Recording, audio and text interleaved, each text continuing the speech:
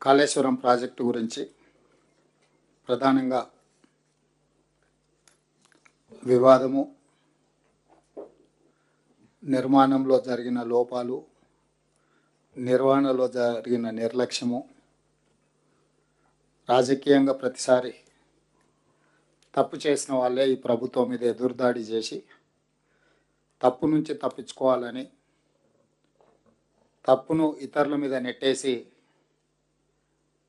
ఈరోజు రాజకీయంగా ఉనికిని మనుగడను కాపాడుకోవాలని చేస్తున్న ప్రయత్నం నేపథ్యంలో భాగంగా సాగునీటి పారుదల శాఖ మంత్రివర్యులు ఉత్తమ్ కుమార్ రెడ్డి గారు డీటెయిల్గా స్టడీ చేసి ఒక స్టడీ డాక్యుమెంట్ మీ అందరి ముందు పెట్టడం జరిగింది. ఎందుకంటే ఇది ఈ రూమ్లో ఉన్న 200 మంది సహచర మిత్రుల కోసం కాదు, 4 కోట్ల తెలంగాణ ప్రజలకు ఈ అంశాన్ని చేరవేయడానికి అవసరంగా ఈ వేదికను శాఖకు సంబంధించిన అధికారులు, మంత్రి గారు వివరించే ప్రయత్నం చేసింది.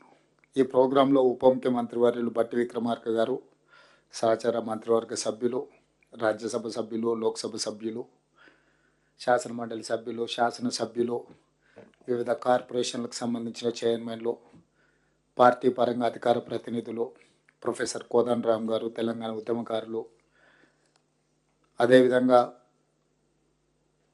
నిపుణులు ఇందులో పాల్గొని కొన్ని అపోహలను ప్రతిపక్షం సృష్టించే ప్రయత్నం చేస్తే వాస్తవాలను అందరికీ వివరించడానికి with documentary evidence Uttam Kumar Reddy గారు మీ ముందు పెట్టిన ప్రతి అంశము ఏదో ఒక రాష్ట్ర సంస్థనో, కేంద్ర ప్రభుత్వ రంగ సంస్థనో, లేకపోతే నిపుణులు అందించిన కమిటీల నివేదికలో ఈరోజు మీ ముందు పెట్టడం జరిగింది. ఏది కూడా శాఖకు సంబంధించిన అధికారులు, ఆ శాఖకు సంబంధించిన మంత్రో, లేకపోతే కాంగ్రెస్ పార్టీ ఇందులో ఏ ఒక్క అంశాన్ని చేర్చలేదు. వాస్తవంగా జరిగిన అన్ని అంశాలను వన్ బై వన్ క్రోడీకరించి వివిధ సంస్థలు వివిధ రూపాలలో నివేదికలు ఇచ్చినాయి. ఆ నివేదికలను అన్నిటిని కూడా క్రోడీకరించి ఈరోజు మనందరికీ ఒక అవగాహన, అదేవిధంగా సమాచారాన్ని అందించే ప్రయత్నం చేసిండ్రు. ఈ కాంప్రహెన్సివ్ రిపోర్ట్ ప్రిపేర్ చేసి మనందరికీ అవగాహన కల్పించినందుకు పెద్దలు ఉత్తమ్ కుమార్ రెడ్డి గారిని మనస్ఫూర్తిగా నేను అభినందిస్తున్నాను. ఎందుకంటే కొన్ని వందల వేల పేజీల నివేదికలు ఇవి. అందులోకి వెళ్ళి ఏ కంటెంట్ తీసుకోవాలి, దాన్ని ఏ విధంగా మనకు వివరించాలనేది అది పెద్ద ఎక్సర్సైజ్. మీకు అందరికీ తెలియంది కాదు, మీకు తెలుసు. అందులోకి వెళ్ళి చాలా రాత్రులు వారు గడిపి ఈ సంక్షిప్తంగా ఈ సమాచారాన్ని మన ముందు పెట్టడం జరిగింది. అయితే నేను కొన్ని అంశాలను యాడ్ చేయదలుచుకున్నా, కొన్ని దీని నేపథ్యాన్ని కూడా కొంత వివరించాలనుకుంటున్నా. డాక్టర్ వైఎస్ రాజశేఖర రెడ్డి గారు జలయజ్ఞంలో భాగంగా ఆనాడు ప్రాణహిత ఆదిలాబాద్ మహారాష్ట్ర సరిహద్దులో తుమ్మిడిహెట్టి దగ్గర ప్రాజెక్టును నిర్మించి చేవెళ్ళ వరకు, రంగారెడ్డి జిల్లా చేవెళ్ళ వరకు నీటిని తరలించాలని, ఆ క్రమంలో ఆదిలాబాద్, కరీంనగర్, నిజామాబాద్, మెదక్, రంగారెడ్డి, నల్గొండ ఈ అన్ని జిల్లాల ఆయకట్టు సాగునీరు, తాగునీరు, అదేవిధంగా పరిశ్రమలకు కూడా నీళ్లను కేటాయించుకుంటూ 16,40,000 ఎకరాలకు నీళ్లు అందించాలని ఆనాడు ఈ బృహత్తరమైన ప్రాజెక్టును వారు చేపట్టి ప్రాణహిత చేవెళ్ళ సుజల స్రవంతి అని ఆ రోజు ప్రాజెక్టుకి పేరు పెట్టడం జరిగింది. 2008లో టెండర్లు పిలిచి 2009లో పనులు ప్రారంభించారు. ఆ తర్వాత కాకా వెంకటస్వామి గారు రాజశేఖర రెడ్డి గారికి, కేంద్ర ప్రభుత్వానికి విజ్ఞప్తి చేసి ఈ ప్రాజెక్టుకు డాక్టర్ బిఆర్ అంబేద్కర్ ప్రాణహిత చేవెళ్ళ ప్రాజెక్టుగా ఆ రోజు నామకరణం చేసే విధంగా కాకా వెంకటస్వామి గారి విజ్ఞప్తి మేరకు ఆనాడు ఉమ్మడి ఆంధ్రప్రదేశ్ ప్రభుత్వం దీన్ని డాక్టర్ బిఆర్ అంబేద్కర్ ప్రాణహిత చేవెళ్ళ ప్రాజెక్టుగా పేరు మార్పు చేయడం జరిగింది. అదేవిధంగా రాజశేఖర రెడ్డి గారు పనులు మొదలుపెట్టిన తర్వాత అకాల వారి మరణం, రోసయ్య గారు రావడం, తర్వాత కిరణ్ కుమార్ రెడ్డి గారు ముఖ్యమంత్రిగా రావడం, పనులు కొనసాగడం, 2012 మే నెలలో కిరణ్ కుమార్ రెడ్డి గారు ఉమ్మడి ఆంధ్రప్రదేశ్ ముఖ్యమంత్రిగా మహారాష్ట్ర ముఖ్యమంత్రి పృథ్వీరాజ్ చవాన్ గారితో ఒక ఒప్పందం చేసుకున్నారు. తుమ్మిడిహెట్టి దగ్గర నిర్మించే ప్రాజెక్టు 152 మీటర్ల ఎత్తున నిర్మించాలని మన సాంకేతిక నిపుణులు వీళ్ళందరూ కూడా నివేదికలు ఇచ్చారు. అట్లా చేస్తే మనకు దాదాపుగా 160 టీఎంసీల నీళ్లను తీసుకోవడానికి వస్తుంది. చాలా వరకు లిఫ్టులు లేకుంటే గ్రావిటీతోనే నీళ్ళు అందించే అవకాశం ఉంటుంది. అక్కడక్కడ కొన్ని లిఫ్టులు వచ్చినా చాలా తక్కువ విద్యుత్ వినియోగం ద్వారా 16,40,000 ఎకరాల ఆయకట్టుకు ప్రాజెక్టు నిర్మించాలని ప్రాథమికంగా ఆ రోజు పృథ్వీరాజ్ చవాన్, ఉత్తమ్ కుమార్ రెడ్డి గారు మన 152 మీటర్లు అడిగితే వాళ్ళు 148 మీటర్లకు ఒప్పుకున్నారు. మిగతాది ఒక కమిటీని అపాయింట్ చేసి ఆ కమిటీ ఇచ్చే నివేదిక ప్రకారం వాళ్ళకి మహారాష్ట్ర వైపున కొన్ని గ్రామాలు ముంపుకు గురవుతాయని చెప్పి గ్రామాలను మీకు ఇవ్వడం కష్టమైంది, భూమి ఇవ్వడానికి అభ్యంతరం లేదని చెప్పడం, దాని మీద భవిష్యత్తు మళ్ళీ చర్చించుకుందామని ప్రాథమికంగా ఈ ప్రాజెక్ట్ ఒకప్పుడు వెంగళరావు గారు 75 ప్రాంతంలో చేసుకున్న ఒప్పందం తర్వాత తిరిగి మహారాష్ట్ర ప్రభుత్వంతో అంతర్రాష్ట్ర 2 రాష్ట్రాల సరిహద్దున నిర్మిస్తున్న ప్రాజెక్టు కాబట్టి కిరణ్ కుమార్ రెడ్డి గారు పృథ్వీరాజ్ చవాన్ గారితో ఒప్పందం చేసుకోవడం జరిగింది. ఈ వివరాలు కూడా మీ అందరి దృష్టి అంటే ఇవన్నీ వివరాలు నేను ఎందుకు చెప్తున్నా అంటే కాంగ్రెస్ పార్టీ మొదటి నుంచి ఉత్తర తెలంగాణ నుంచి దక్షిణ తెలంగాణ వరకు గోదావరి నదీ జలాలను తరలించడం ద్వారా కరువు ప్రాంతమైన తెలంగాణను సస్యశ్యామలం చేయాలి. హైదరాబాద్ నగరానికి 1,55,000 మందితోని ప్రారంభమైన 1955 గ్రేటర్ హైదరాబాద్ మున్సిపల్ కార్పొరేషన్ ఈరోజు 1,50,00,000 జనాభాకు పెరిగింది. అంటే తాగునీటి అవసరాలు కూడా ఎంత వేగంగా పెరిగినాయి. వీటన్నిటినీ తీర్చడానికి ఆ రోజు కాంగ్రెస్ ముందు చూపుతోటి ప్రాజెక్టును తీసుకున్నది. తెలంగాణ ఏర్పడే నాటికి ఇక ఉద్యమము తెలంగాణ ఇవన్నీ నేను చెప్పాల్సిన అవసరం లేదు, ఇక్కడ చాలామంది ప్రత్యక్ష భాగస్వాములు కాబట్టి తెలంగాణ ఏర్పడే నాటికి తెలంగాణ రాష్ట్రం ఈ ప్రాంత ప్రాజెక్టుకి 6,157,000 కోట్ల రూపాయలు అప్పుడు ఖర్చు పెట్టారు. ఆ రోజు 16,40,000 ఎకరాలకు గాను 38,000 కోట్ల రూపాయల అంచనాలతో టెండర్లు పిలిచడం, పనులు మొదలుపెట్టడం 2009లో 2014 వచ్చేటప్పటికి 6,157 కోట్ల రూపాయలు ఖర్చు పెట్టారు. ఆ తర్వాత తెలంగాణ రాష్ట్రం వచ్చినాక కూడా కేసీఆర్ గారు 2014లో దీని జాతీయ ప్రాజెక్టు ఇవ్వాలని, దీని కేంద్ర ప్రభుత్వం సహకారం అందించాలని విజ్ఞప్తి చేస్తూనే ఒక 1.5 yearsలో 5,523 కోట్ల రూపాయలు as it is where it is Pranahita Chevella project మీద ఖర్చు పెట్టిండు. టోటల్గా 11,670 కోట్ల రూపాయలు ఖర్చు పెట్టిన తర్వాత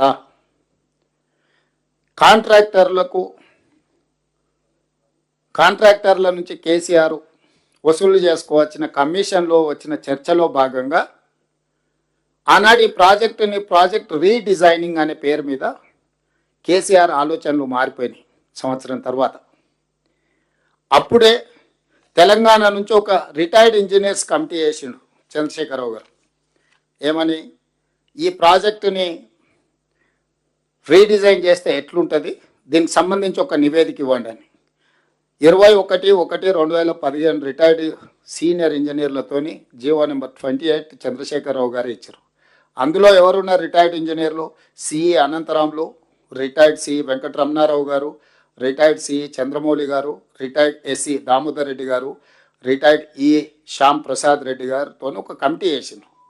ఈ కమిటీ మొత్తం స్టడీ చేసి కేసీఆర్ గారు ఏ ఆలోచనతోనైతే ఊరు మార్చి పేరు మార్చి అంచనాలు పెంచి నిధులను కొల్లగొట్టాలని స్కీమ్ వేసిండ్రో 2015లో కేసీఆర్ స్వయంగా తెలంగాణ రిటైర్డ్ ఇంజనీర్లతోని కమిటీ చేస్తే వాళ్ళు స్పష్టంగా చెప్పిండ్రు, మీ ఆలోచన తప్పు, మీరు ఒకవేళ మేడిగడ్డ దగ్గర బ్యారేజ్ నిర్మిస్తే అది ఉండదు, అక్కడ ఎట్టి పరిస్థితుల్లో నిర్మించకండి, కాదు కూడదు మీరు ఒకవేళ దీన్ని మార్చాలనుకుంటే వేమనపల్లి దగ్గర బ్యారేజ్ నిర్మిస్తే కొంతమేరకు పర్వాలేదు, కానీ ఓవరాల్గా అసలు వద్దని చెప్పిండ్రు వాళ్ళు. ఆ రిటైర్డ్ ఇంజనీర్స్ ఒఫీషియల్గా సబ్మిట్ చేసిన నివేదికను తొక్కిపెట్టి ఆయనకు నచ్చినట్టు ఇవ్వలేదు కాబట్టి దాన్ని పక్కన పెట్టి వ్యాప్కోస్కి ఈయనకి ఏం కావాలనో చెప్పి ఒక స్టడీ రిపోర్ట్ ఇవ్వమన్నాడు. నేను ఇక్కడున్న పెద్దలందరూ హోటల్కి వెళ్ళి మనము లంచ్కో డిన్నర్కో వెళ్ళి మనం చికెన్ 65 మటన్ ఫ్రై తీసుకురమ్మంటే వాడు ప్రాన్స్ అయితే తేడు కదా, ఇడ్లీ తేడు కదా. మనం ఏది ఆర్డర్ ఇస్తే వాడు అదే తీసుకొస్తాడు. వ్యాప్కోస్ అనే సంస్థ డాక్టర్ వైఎస్ రాజశేఖర రెడ్డి గారు కాంగ్రెస్ పార్టీ అధికారంలో ఉన్నప్పుడు ప్రాణహిత చేవెళ్ళ ప్రాజెక్టుకి డీటెయిల్ ప్రాజెక్ట్ రిపోర్టు వ్యాప్కోస్కే ఇచ్చారు. అదే వ్యాప్కోసు తుమ్మిడేటి దగ్గర ఈ ఎత్తులో కట్టండి, అక్కడి నుంచి శ్రీపాద ఎల్లంపల్లికి నీళ్లు తేండి, శ్రీపాద ఎల్లంపల్లి నుంచి ఇట్లా ముందుకు చివరి ఆయకట్టు చేవెళ్ళ వరకు వికారాబాద్ వరకు తీసుకెళ్ళడానికి ఏ విధంగా తీసుకెళ్ళాలి, ఎక్కడెక్కడ రిజర్వాయర్లు కట్టాలి, దాంట్లో ఎంత కెపాసిటీ ఉండాలి, నీళ్ళు ఏ విధంగా తరలించుకో వెళ్ళాలని ఇచ్చి అంచనాలు ఇచ్చింది కూడా వ్యాప్కోసే. 38,000 కోట్లతో పూర్తయితే వ్యాప్కోస్ రిపోర్ట్ మీదనే ఆనాడు కాంగ్రెస్ పార్టీ టెండర్ పిలిచింది. అదే వ్యాప్కోస్కి కేసీఆర్ గారు మళ్ళిచ్చి నేను మేడిగడ్డ దగ్గర, అన్నారం దగ్గర, సుందిల దగ్గర బ్యారేజీలు కట్టదలుచుకున్నా, పంపులు లిఫ్టులు పెట్టదలుచుకున్నానంటే వాడు చెఫ్ లాంటోడు. నువ్వు ఏది ఆర్డర్ ఇస్తే వాడు అదే తయారు చేసి ఇస్తాడు. నువ్వు ఒకటి ఆర్డర్ ఇస్తే వాడు ఇంకొకటి ఇయ్యాడు కదా. నీ తెలంగాణ ఇంజనీర్లు తెలంగాణ పట్ల ఉన్న కమిట్మెంట్తో నీ ఆలోచన తప్పు. వాళ్ళు ఇంజనీర్లు, వాళ్ళు ఎక్స్పర్ట్స్. కేసీఆర్, కేటీఆర్, హరీష్లు ఎక్స్పర్ట్స్ కాదు. They may be experts in politics and manipulation. They are not experts in engineering or structural engineers కాదు. వాళ్ళు సివిల్ ఇంజనీర్స్ కాదు, స్ట్రక్చరల్ ఇంజనీర్స్ కాదు, లేకపోతే సాగునీటి రంగ నిపుణులు కాదు. ఇది ఏదీ లేదు. వాళ్ళకున్న నైపుణ్యం అంతా నిజం లాంటి అబద్ధాలు చెప్పి ప్రజలందరినీ మభ్యపెట్టి వసూళ్లు చేసుకోవడానికి ఎలక్షన్ కలెక్షన్ లాంటి దాంట్లో దే ఆర్ ఎక్స్పర్ట్స్. ఎవరైనా ఒప్పుకోవాల్సిందే, 100% మార్కులు వేయాల్సిందే. కోదండరామ్ గారిని పెట్టినా కూడా డిస్టింక్షన్ ఫస్ట్ ర్యాంక్ ఇవ్వాల్సిందే. ముగ్గురికి వంచాల్సి వస్తుంది ఫస్ట్ ర్యాంక్. అప్పుడప్పుడు చైతన్య నారాయణ ఒకటో ర్యాంక్ అని అందరి పేర్లు చదువుతారు చూడు. అందరికి సమానంగా మార్కులు వస్తే ఏం చేస్తారు?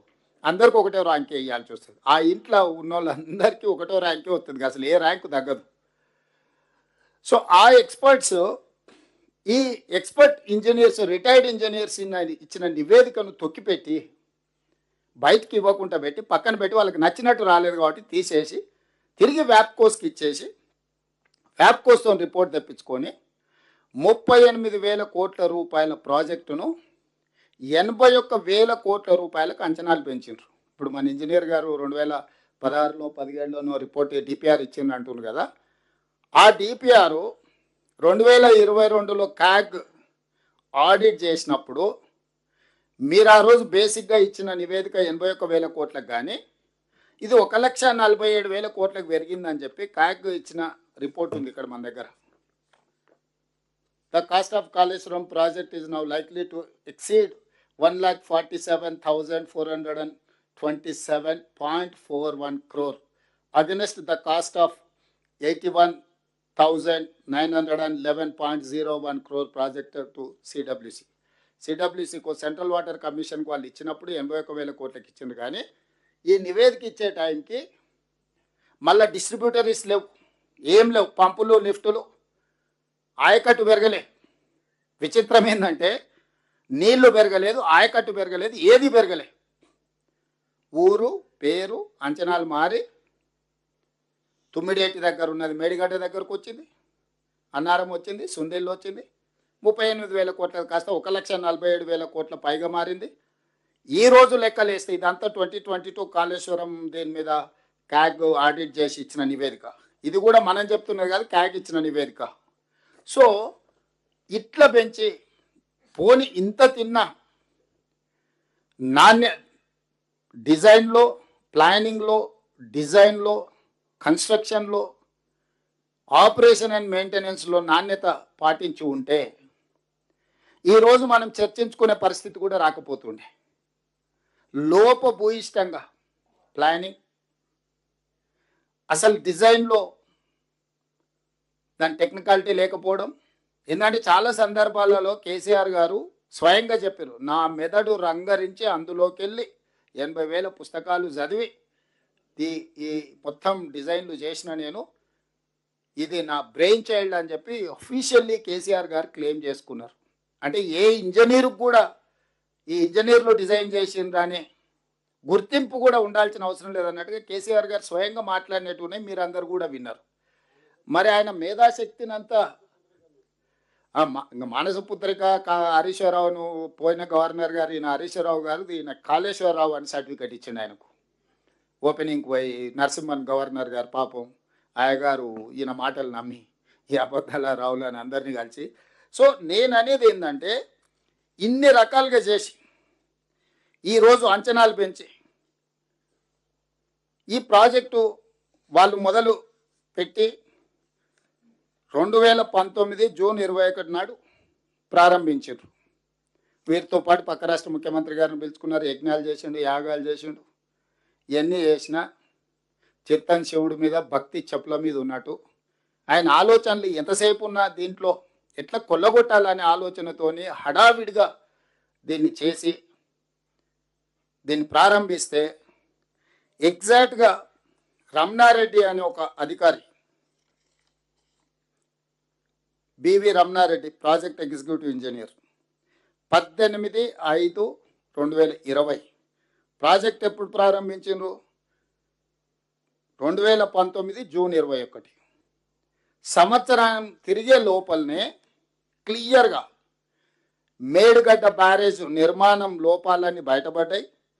మేడిగడ్డ బ్యారేజ్ వద్ద సీసీ బ్లాక్ల డ్యామేజ్లను వెంటనే సరిచేయాలి. కాలేజ్ అదేవిధంగా ఇందులో రిపేర్ చేయకపోతే ప్రమాదం ఉందని బివి రమణారెడ్డి అని ఒక project executive engineer with in a year project engineer క్లియర్గా ఎలాంటి మిగతా సంస్థలకు లేఖ రాసిండు. అయ్యా మీరు ప్రారంభించిన ప్రాజెక్టు దెబ్బతిన్నది, దీన్ని ఇమ్మీడియట్గా రిపేర్ చేసి రిస్టోర్ చేయకపోతే ఇది మొత్తానికే కొంప మీదకి వస్తుందని అధికారి అప్పుడే గుర్తించండు. ఇదేదో 2023లోనో 2024నో లేకపోతే ఉత్తమ్ కుమార్ రెడ్డి గారు రేవంత్ రెడ్డి గారు గుర్తించింది కాదు. చంద్రశేఖరరావు గారు అపాయింట్ చేసుకున్న ప్రాజెక్ట్ ఎగ్జిక్యూటివ్ ఇంజనీర్ అటు మేడిగడ్డ వర్క్ చేసే ఇంజనీర్ ఎల్ఎన్టీకి స్పష్టంగా 18/5/2020 ప్రాజెక్టు ప్రారంభించిన 11 నెలల్లోనే ఇందులో లోపాలు ఉన్నాయి, దీంట్లో సమస్య ఉన్నది, దీన్ని తక్షణమే రిపేర్ చేయడం లెటర్ రాస్తే ఆ కంపెనీ రిపేర్స్ చేయలే. ఎందుకంటే ఇవ్వాల్సిన దానికంటే ఎక్కువ కమిషన్లు ఇచ్చిన ఇంకా ఇదే చేసుడు ఎక్కువ, ఇంకా మళ్ళీ రిపేర్ ఒకటి చేసుకుంటూ కూర్చుంటాడా అని చెప్పి వాడు నాకేంది నువ్వు చెప్పేదని వాడు అసలు పట్టించుకోలే. సో ఈ ప్రాజెక్టులో మీ అందరికీ నేను ఇచ్చే సమాచారం ఏంటంటే 19లో ప్రారంభిస్తే 20లోనే సమస్య వచ్చింది. ఇమ్మీడియట్గా దాన్ని రిపేర్ చేయలే. రిపేర్ చేయకపోవడం వల్ల డే బై డే అది పెరిగి పెద్దదై అది పూర్తిగా కుప్పగూలే పరిస్థితి వచ్చింది. దీంట్లో ఈరోజు అదేవిధంగా 20లో అట్లా జరిగింది. ఇప్పుడు కన్నెపల్లి పంప్ హౌస్ దగ్గరకు పోయింది. ఇక కన్నెపల్లి ఎంత సుఖమైందా అంటే 2022 జూలై 14 గోదావరిలో వరద వస్తే కన్నెపల్లి అన్నారం పంప్ హౌజులు రీటైనింగ్ వాల్ పంప్ హౌజ్ ఇక్కడ కడితే గోదావరి జలాలు ఇందులోకి రాకుండా గోడాటం కడితే అది నాణ్యత లేకపోవడం వల్ల కుప్పగూలితే మొత్తం కన్నెపల్లి పంప్ హౌజ్ ఫోటోలు చూపిస్తున్నాం మీకు. ఇది నీళ్లు నిండిపోయింది, ఇది లోపల మిషన్లు మొత్తం కెమెరా క్లోజప్ తీసుకో. ఈరోజు కన్నెపల్లి అని చెప్తున్నాడు కదా, ఇగో ఇది కన్నెపల్లి పంప్ హౌస్. ఇది ఎప్పుడు 2022లోనే ఈ పంప్ హౌస్లకు అడ్డంగా కట్టిన గోడ, నీళ్లు రాకుండా కట్టిన గోడ ఒక్కసారిగా గోదావరి జలాలు ఉధృతి పెరగానే ఆ గోడ కుప్పగూలి మొత్తం నీళ్లు పంప్ హౌస్లోకి వస్తే ఇవి కొన్ని మీటర్ల ఎత్తు నీళ్లు నిండినాయి. ఇది మొత్తం పంపులు లిఫ్టులు మోటార్ల పరిస్థితి ఇది మీకు చూపిస్తే మంచిది. సో ఇప్పుడు దీంట్లో ఉన్న పరిస్థితి ఇది. కాబట్టి ఒకవేళ మీకు చూపిస్తే అంటే నేనేమంటున్నానంటే ఇది ఒక్కరోజు ఒక్కటేసారి వచ్చిన సమస్య కాదు. 20లో బ్యారేజ్ల దగ్గర సమస్య వచ్చింది, 22లో పంప్ హౌస్ల దగ్గర సమస్య వచ్చింది, 23 వరకు పట్టించుకోకపోవడం వల్ల 2023 అక్టోబర్ 21న 4 ఏళ్ళకి అంటే కట్టి మొత్తంలో 7వ బ్లాక్ దగ్గర ఉండే పిల్లర్స్ 19, 20, 21 6 పిల్లర్స్ కూలిపోయినాయి. కూలడానికి కారణం ఏంటంటే నేను ఊరు భాషలో చెప్తా. మనం ఇల్లు కట్టేటప్పుడు ఊర్లో ఉండే మేస్త్రి కూడా బునాది దొవుతాడు, బునాది గట్టివాడే వరకు గుంత దొవుతాడు. ఒకసారి లూజ్ మట్టి ఉంటే బునాది 10 ఫీట్లకు పోతుంది. కింద హార్డ్ రాక్ వచ్చి ఏదన్నా వస్తే మనం 3 ఫీట్లో 4 ఫీట్లో బునియాది తవ్వి దాన్ని ఒక బేస్ చేసి దాని నుంచి పిల్లర్ లేపుతాం. మనం ఎన్ని ఫ్లోర్లు ఎత్తుపోదలుచుకుంటాం దాని లెక్క బట్టి భూమిలో బునియాది చేస్తాం. ఇక్కడ మేడిగడ్డ కానీ అన్నారంలో కానీ సుందిళ్లలో కానీ ఎక్కడైతే బ్యారేజీలు కట్టాలనుకున్నారో భూమిలో పరీక్షలు చేయలేదు.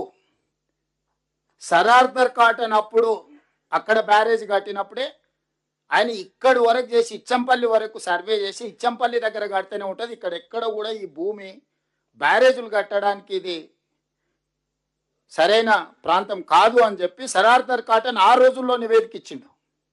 ఇచ్చంపల్లి వరకు అక్కడి నుంచి చేసుకుంటూ వచ్చి. సో సాంకేతిక నైపుణ్యం లేని రోజుల్లోనే సరార్దర్ కాటన్ అనేవాడు ఈ ఏరియాలలో ఎక్కడ కట్టినా నిలబడదు, అక్కడ ఉండే అంటే వాటర్ వెలాసిటీ స్పీడ్ కావచ్చు, ఉధృతి ఎక్కువ ఉన్న దగ్గర నువ్వు అడ్డం కడితే అది వచ్చే స్పీడ్కి నువ్వు కట్టే స్ట్రక్చర్స్ తట్టుకోవడం కూడా కష్టం. కొన్నిసార్లు భూమి లూజ్ సాయిల్ ఉంటుంది, ఊర్లో సౌటపొలం అంటాం, లూజ్ సాయిల్ ఉంటుంది ఇల్లు కట్టుకునేటప్పుడు. ఆ లూజ్ సాయిల్లో మనం కట్టాలనుకుంటే ఎక్కువ లోపడిపోతాం.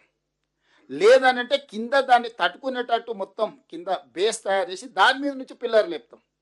సో ఇక్కడ కేసీఆర్ హడావిడి, ఆయనకు అర్జెంటుగా 1000 కోట్లు కావాలి, 2-3 ఏళ్ళలోనే దీన్ని మొత్తం చేయాలి, 2-3 వేలలోనే 1000 కోట్లు సంపాదించుకోవాలని తోటి ఆయన బునియాదిలో ఉన్న భూమి యొక్క పటిష్టతను అసలు లెక్క చేయలే. అదే చెప్పిండ్రు ఎక్స్పర్ట్స్. ఈయన ఏం చేసిండు, కొంత లోపలికి పోయిండు, ఇంకా కింది ఇసుకనే ఉంది, ఇక్కడికే ఆపేసి ఇక్కడ నుంచి నిర్మించిండు, అన్ని కట్టేసిండు. ఓదానికోటి లింక్ ఉన్నది కాబట్టి కొంతకాలం ఇట్లా ఆగింది. ఆగిన తర్వాత ఈరోజు మీకు మేడిగడ్డ దగ్గర ఉన్న రిజర్వాయర్ కెపాసిటీ 16 టీఎంసీలు, ఆ తర్వాత అన్నారం 10 టీఎంసీలు, ఆ పైన 8 టీఎంసీలు దాని హయ్యెస్ట్ కెపాసిటీ. కానీ ఎప్పుడు కూడా మనం ఏదైనా రిజర్వాయర్ కానీ బ్యారేజ్ కానీ డ్యామ్ కానీ కట్టినప్పుడు దాని కెపాసిటీస్ను కొత్తగా మొదలుపెట్టినప్పుడు first year 25%, second year 25%, third year 25%, fourth year 100% of the capacity of that barrage, dam or reservoir ఏదైనా అట్లా సాంకేతికంగా చేసుకుంటూ ఫస్ట్ 25% నీళ్లు నింపినప్పుడు ఇందులో ఏం సమస్యలు వస్తున్నాయి, భూమి ఏమైనా కుంగుతుందా, దీనివల్ల ఏమైనా డ్యామేజ్ ఉందా, ఏమైనా కొట్టుకపోతుందా ఏదో తెలుసుకో. అట్లా ఎవ్రీ ఇయర్ ఇది మెథడ్, అట్లా లెక్కేసుకొని చేస్తారు. సో చంద్రశేఖరరావు గారు 16 టీఎంసీల నీళ్లు ఇట్లా పెద్ద ఎత్తున కనిపించేటట్టు దాంట్లో నీళ్లు నిండా నింపి పెట్టి బస్సులలో అందరినీ తీసుకుపోయి చూపించండి ఎలక్షన్ల ముందర. మీకు అందరు గుర్తుండాలి, ఊర్లలో నుంచి బస్సులు వేసి రైతులందరినీ తీసుకెళ్తున్నాను, రోజు జాతరలాగా తీసుకెళ్ళాను. వాళ్ళకి చూపించడానికి ఆయన సముద్రాన్ని వీడికి తెచ్చినాన్ని భ్రమలు కల్పించడానికి. బ్యారేజ్ అనేది ఇంతకుముందు ఉత్తమ్ కుమార్ రెడ్డి గారు చెప్పినట్టు వాటర్ డైవర్షన్, అంటే water maybe left, water maybe divert చేయడానికే బ్యారేజ్. శ్రీశైలం, నాగార్జున సాగర్ రిజర్వాయర్లు అంటే నీటి నిల్వ చేస్తాం, నీటిని వినియోగించుకుంటాం. రిజర్వాయర్ ఆర్ డ్యామ్ అంటే నీళ్లు నింపుకొని అవసరం మేరకు కొంత వాడుకుంటూ ఏ రకంగా తీసుకోవాలో చేసుకుంటాం. బ్యారేజ్ అంటే సింపుల్ వచ్చే నీళ్ళకు అడ్డుకట్ట కట్టి ఆ నీళ్లు లిఫ్ట్ చేయడానికి అవసరమైన పంపులు లిఫ్ట్ చేయడానికి అవసరమైనంత స్టోరేజ్ పెట్టుకొని టకా ఎట్లా ఫ్లడ్ వస్తుందో అట్లా ఎత్తుకొని అవతలకు పోసుకుంటాం.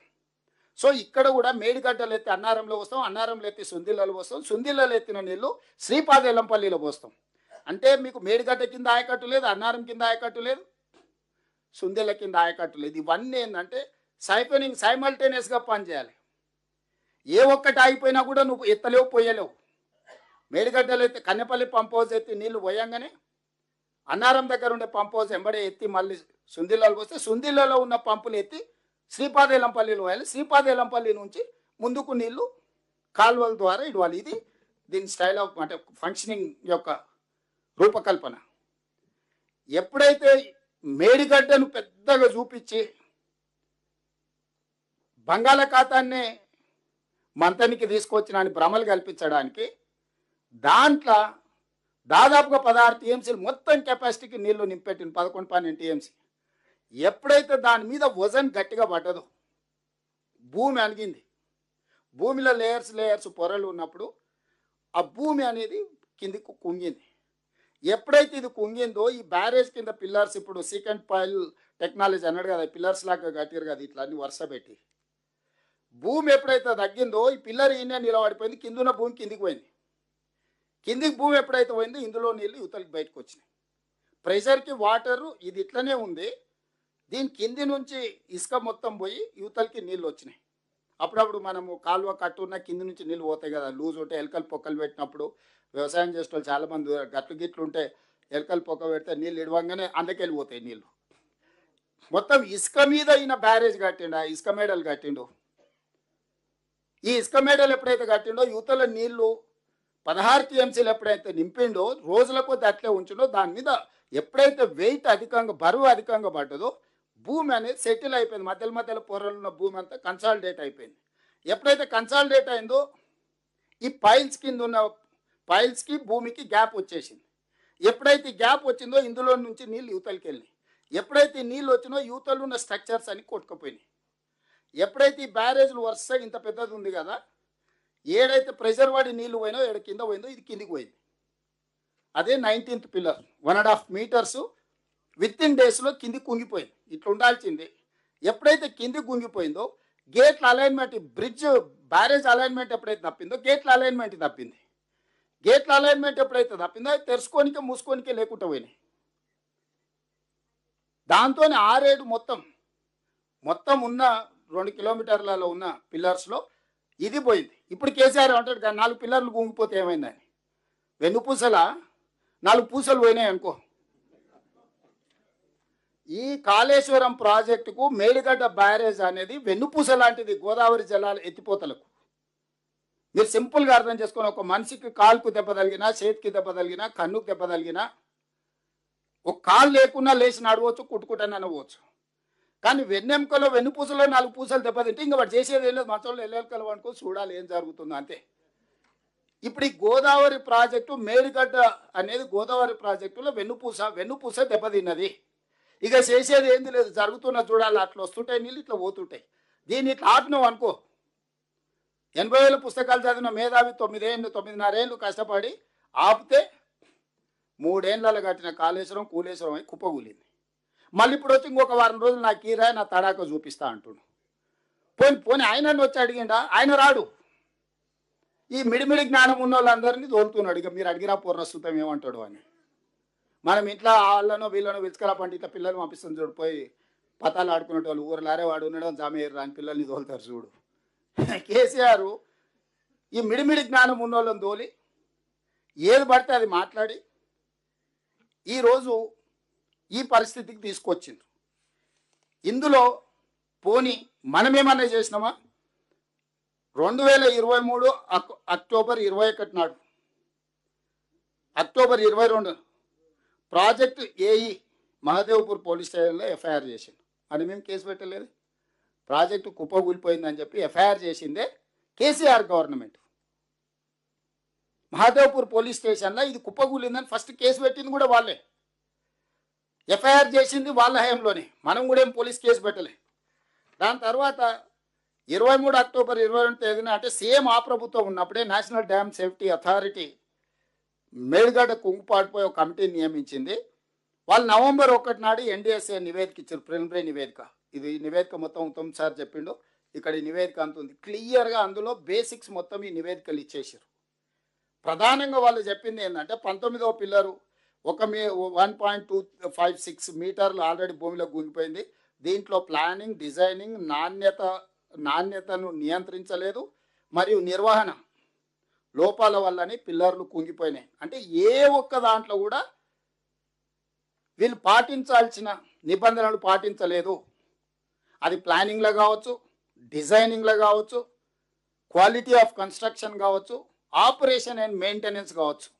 0 నుంచి 100 వరకు పని మొదలుపెట్టినప్పటి నుంచి కుప్పగూలే వరకు ఏది బాధ్యతతో చేయలేదు, ఏది భద్రంగా చేయలేదు. ఇది మొత్తం కుప్పగూలిపోయిందని చెప్పి NDSA, who are experts in this subject, మనందరం చూసి బాగుంది బాగాలేదు చెప్పొచ్చు, వంక ఉందా టింక ఉందా మనం చెప్పొచ్చు. కానీ దీంట్లో స్టీల్ ఎంత ఉంది, సిమెంట్ ఎంత ఉంది, స్ట్రక్చర్ ఎంత ఉంది, స్ట్రెంత్ ఎంత ఉంది. ఇప్పుడు మనం ఫ్లోర్స్ని బట్టి steel rod size 19 mm వేయాలన్నా, 17 mm వేయాలన్నా, కాంకర ఏం వేయాలి, దీనికి ఒక సైన్స్ ఉంది కదా, ఎంత సిమెంట్ వాడాలి, ఎంత శాండ్ వాడాలి, ఇవన్నీ వాళ్ళు క్లియర్గా ఈ మొత్తం బ్యారేజే దెబ్బతిన్నది. దీనివల్ల ఈ ఒక్క బ్లాక్ దెబ్బతిన్నదానికి ఒక్క బ్లాక్ కాదు, ఇక్కడి నుంచి అక్కడి వరకు కింద భూమిలో ఒకే రకమైన సాంకేతిక నైపుణ్యంతో నిర్మించారు. భూమి కూడా ఒకే రకంగా ఉంది. ఇప్పుడు మీరు ఏం చేయాలన్నా మీరు ఎందులో నీళ్లు నిలబెడతారంటే ఇది కుప్పకూలుతుంది. ఫస్ట్ మొత్తం కాల్ చేయరు, గేట్లు ఎత్తురు, నీళ్లు కాల్ చేయరు. అసలు భూమిలో ఉన్న బలం ఎంత, ఈ సీకెంట్ పాయిల్ కింద అసలు ఏముంది, మట్టి ఉందా, ఇసుక ఉందా, మెత్తగుందా, అసలు ఆల్రెడీ ఇసుక పోయి గోతి పడ్డదా, కూలడానికి సిద్ధంగా ఉందా, ఇవన్నీ ఫస్ట్ మీరు టెస్టులు చేయండి. టెస్టులు చేసినాకనే మీరు ముందుకు వెళ్ళాలి. అట్లా కాకుండా మీరు ఏది చేసినా మొత్తం అంతా కొట్టుకపోయి కిందున్న వాళ్ళంతా పోతారు, ఊర్లే కొట్టుకపోతాయని చెప్పి క్లియర్గా, క్రిస్టల్ క్లియర్గా నేషనల్ డ్యామ్ సేఫ్టీ అథారిటీ అంటే భారత ప్రభుత్వము దేశంలో ఉండే, ప్రపంచంలో ఉండే నిపుణులందరినీ ఒక దగ్గర జమ చేసి ఏర్పాటు చేసిన ప్రభుత్వ రంగ సంస్థ. కేసీఆర్ ఉన్నప్పుడే, మనం నవంబర్ 1 నాడు కేసీఆర్ ముఖ్యమంత్రి, డిసెంబర్ 7కు మన ప్రభుత్వం వచ్చింది. కేసీఆర్ ఉన్నప్పుడే ఇచ్చిండ్రు నివేదిక. ఆ నివేదికను పట్టించుకోలే, ఏది చేయలే. మనం వచ్చిన తర్వాత మనం అన్ని రకాల ప్రయత్నాలు చేసి ఎలక్షన్ టైంలో రాహుల్ గాంధీ గారు, నేను, శ్రీధర్ బాబు గారు అందరూ విజిట్ చేసి మేము రాగానే జ్యుడిషియల్ కమిషన్ వేసి ఎంక్వైరీ చేస్తాం. ఆ ఎంక్వైరీ నివేదిక ప్రకారం రిస్టోర్ చేసే దాని మీద పనిచేస్తాం. ఈ తప్పులకు కారణమైన వాళ్ళని శిక్షించడానికి ప్రభుత్వం తీసుకోవాల్సిన చర్యలు తీసుకుంటుందని సుప్రీంకోర్టు జస్టిస్ పనిచేసిన పిసి ఘోష్, మనం యాక్చువల్గా సిట్టింగ్ జడ్జిని అడిగినాం హైకోర్టుని, మేము సిట్టింగ్ జడ్జిని స్పేర్ చేయలేము, మా దగ్గర జడ్జిలు లేరు, మీరు రిటైర్డ్ జడ్జెస్ని ఎవరినైనా కావాలంటే మేము ఇస్తామంటే పిసి ఘోష్ మనకు కమిషన్కి ఇచ్చిండ్రు. అతను ఎలాబరేట్గా అందరికి అవకాశాలు ఇచ్చి, నోటీసులు ఇచ్చి, పిలిచి, నాకు తెలిసి కోదండరామ్ సార్ కూడా వెళ్ళి డిపోజిషన్ ఇచ్చిండ్రు, చాలామంది ఎక్స్పర్ట్స్ ఇచ్చిండ్రు, చాలామంది ఆఫీసర్లు ఇచ్చిండ్రు, రిటైర్డ్ ఇంజనీర్లు ఇచ్చిండ్రు, కేసీఆర్ను, కేటీఆర్ను, ఆఫీసర్లను అందరినీ పదే పిలిచిండ్రు. హరీష్ రావు వాళ్ళకి మనం ఇచ్చిన నివేదికలను కూడా లెటర్ పెట్టి తెప్పించుకున్నాడు. అన్ని రకాలు చేసినాక ఫైనల్గా ఆయన ఇచ్చిన రిపోర్టు ఏం చెప్పిండో కూడా ఉత్తమ్ సారు ఈరోజు చెప్పిండు. సో ఇంత జరిగినాక ఈరోజు స్పష్టంగా ఎన్డీఎస్ఏ కానీ, విజిలెన్స్ అండ్ ఎన్ఫోర్స్మెంట్ కానీ, ఎనీ డిపార్ట్మెంట్, ఎక్స్పర్ట్ డిపార్ట్మెంట్, ఇప్పుడు ఉత్తమ్ కుమార్ రెడ్డి గారు చూపించిన ఏ డిపార్ట్మెంట్ కూడా as it is where it is కింద మీరు గేట్లు మూసేసి నీళ్లు నింపండి, పంపులు ఆన్ చేయండి, నీళ్ళు ఎత్తిపోయండి అని చెప్పలే. మీరు ఇవన్నీ టెస్టులు చేసే వరకు ఏది ముట్టుకున్నా జరిగే ప్రమాదంకి మీరే బాధ్యత వహించాల్సి ఉంటుంది. ఇది ప్రమాదం జరగడానికి ఎక్కువ అవకాశం. Not only Medigadda, similar technology, similar సిస్టమ్లు ఉన్నాయి, అవి కూడా కొన్ని క్రాక్స్ వచ్చినాయి. మనం వచ్చినా కూడా నీళ్లు, బుడగలు అవి వస్తే వాటిని కొంత ఏదో చేసే ప్రయత్నం చేసినాం. చివరికి వాళ్ళు ఇచ్చిన దాంతో అన్ని గేట్లు పైకి ఎత్తి పెట్టినాం. గోదావరి నుంచి వచ్చే నీళ్ళు చక్కగా కిందికి పోయేటట్టు, ఎందుకంటే ఆపితే నీళ్లు నిండితే దీని మీద బరువు పడితే భూమి లోపడిపోతే ఉన్న బ్యారేజీలు కూలితే కింద ఉన్న భద్రాచలం వరకు కొట్టుకుపోతుంది. ఇది సింపుల్గా. సో దీన్ని దృష్టిలో పెట్టుకొని ఎంతైతే అంత వేగంగా దీని పనులు చేయాలని, ఇదేదో మేస్త్రీలను తీసుకొచ్చి కట్టేదైతే దబదబ తెచ్చి 4 ఇటుక పిల్లలు అడ్డం పెట్టి 4 ఇసుక బస్తాలు వేసేటోళ్ళం. ఎక్స్పర్ట్స్ వచ్చి భూమి లోపల పోయి ఏం పరిస్థితులు ఉన్నాయో స్టడీ చేసి రిపోర్ట్ ఇచ్చి ఏం సమస్య ఉందో కనుక్కోవాలి, ఈ సమస్యకు చూపించాల్సిన పరిష్కారం వాళ్ళే ఇవ్వాలి, ఆ పరిష్కారాన్ని అమలు చేసే బాధ్యతని మనం దానికి అవసరమైన ఖర్చులు పెట్టడానికి ప్రభుత్వం ఉంది. సరే, శిక్షలు, నేరము శిక్ష ఒక పక్కన పెడితే దీన్ని ఎట్లయినా మళ్ళా 1,00,000 కోట్ల రూపాయలు ఇప్పటికే 1,02,000 కోట్లు కాంట్రాక్టర్లకు చెల్లించినాం. దీన్ని ఎట్లయినా నిలబెట్టుకోవాలని మేము తాపత్రయపడుతున్నాం. కానీ మా తాపత్రయం అనేది కేసీఆర్ లాగానే 80,000 పుస్తకాలు చదివినాం అని, ఉత్తమ్ కుమార్ రెడ్డి గారు ఆర్మీలో పనిచేసినని, నేను ఊర్లో వ్యవసాయం పనిచేసి వచ్చిన మా తెలివితేటలు ప్రదర్శిస్తే ఇక అదేం జరుగుతుందో ఎవరు ఊహించలేరు. అక్కడికి కూడా మేము ఎక్స్పర్ట్స్ని ఒక్కొక్క దగ్గర ఒక్కొక్కరిని ఏర్కొచ్చి దేశంలో ఉండే వాళ్ళన్ని సంస్థల్ని కూడి చేసి, ఇప్పుడు పరీక్షిత్తును కూడా గవర్నమెంట్ ఆఫ్ ఇండియాకి లెటర్ పెట్టి ఆర్మీ ఎక్స్పర్ట్ను డెప్యుటేషన్ మీద తెచ్చుకున్నామని రిక్వెస్ట్ చేసి government of India, is not from our service, is tunnel expert. Jammu Kashmir ఏరియాలో లాంగెస్ట్ టన్నెల్స్ ఇట్లాంటి పనులు చేయడానికి ఆయన టన్నెల్ ఇట్లాంటి దాంట్లో is one of the best minds in India.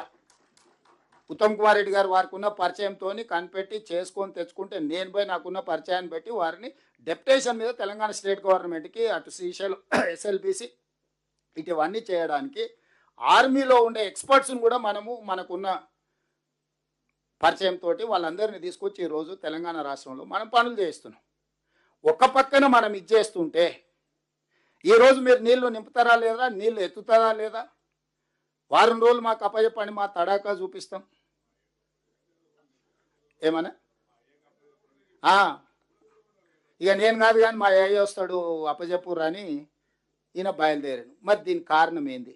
రెండోగా ఆయన అంటాడు, అసలు కేసీఆర్ చాలా దూరదృష్టితోని ముందు చూపుతోటి కాళేశ్వరం కట్టిండు, కరువు వచ్చినప్పుడు ప్రజలకు వనుకొస్తుందని. నేను ఒక మాట చెప్పదలుచుకున్నా ఆయన గారికి, తాటి చెట్టులాగా పెరిగితే సరిపోదు, తలకాయలు ఏమన్నా గుజ్జు ఉండాలి.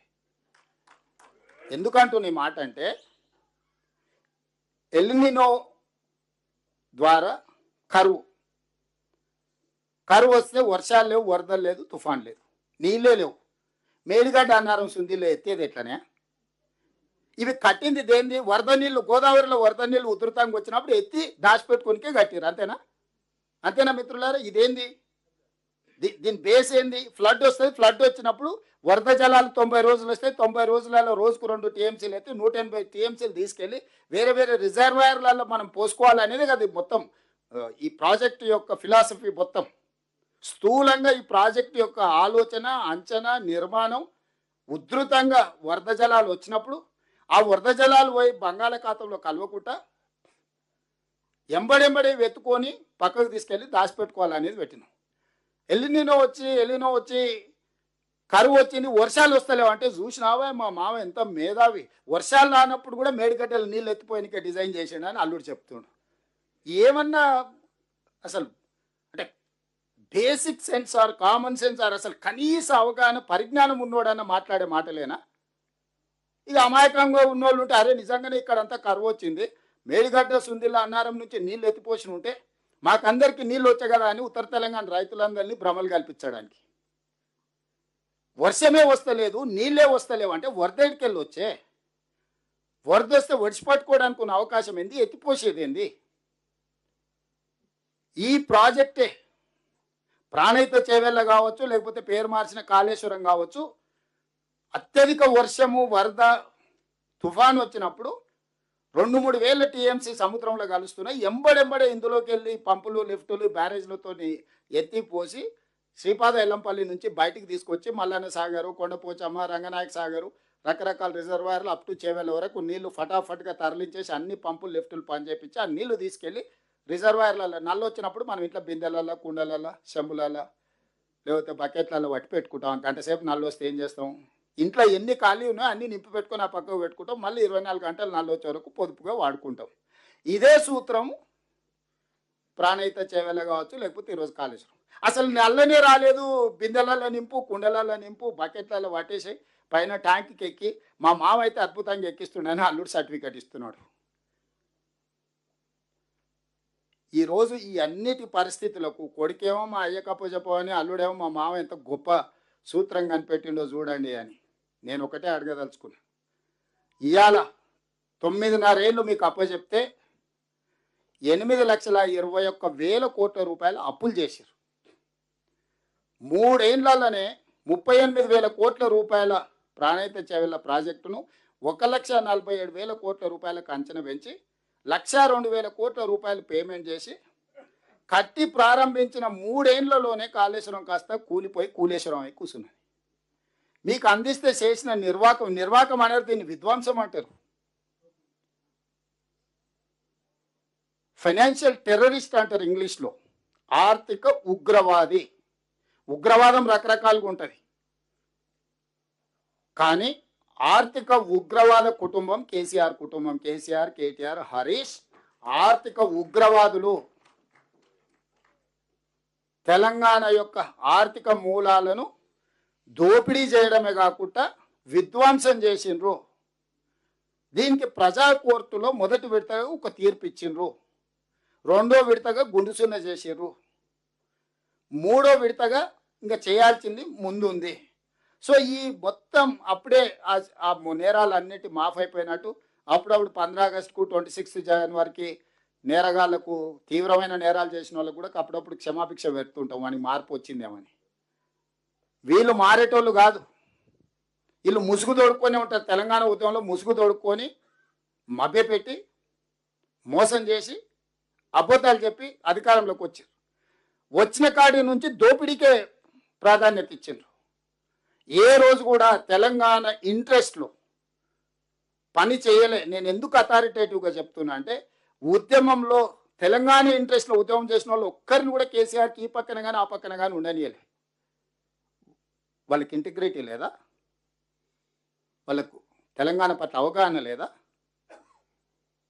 ఎందుకు దగ్గరికి రానియలే? కోదండరామ్ గారు లాంటి వాళ్ళని చాలామంది తెలంగాణ ఉద్యమంలో ముందు ఉన్న వాళ్ళు, కోదండరామ్ గారు కావచ్చు, ప్రొఫెసర్ యాదగిరి కావచ్చు, ఎవరైనా మీరు పాశం యాదగిరి కావచ్చు, లేకపోతే ఏ నిజాయితీగా తెలంగాణ ఉద్యమంలో పాల్గొన్న జడ్జిలు కావచ్చు, లేకపోతే తెలంగాణ మేధావులు కావచ్చు, ఎవరన్నా 10 సంవత్సరాల చంద్రశేఖరరావు అధికారంలో ఈ పక్కనో ఆ పక్కనో కనిపించిండ్రా?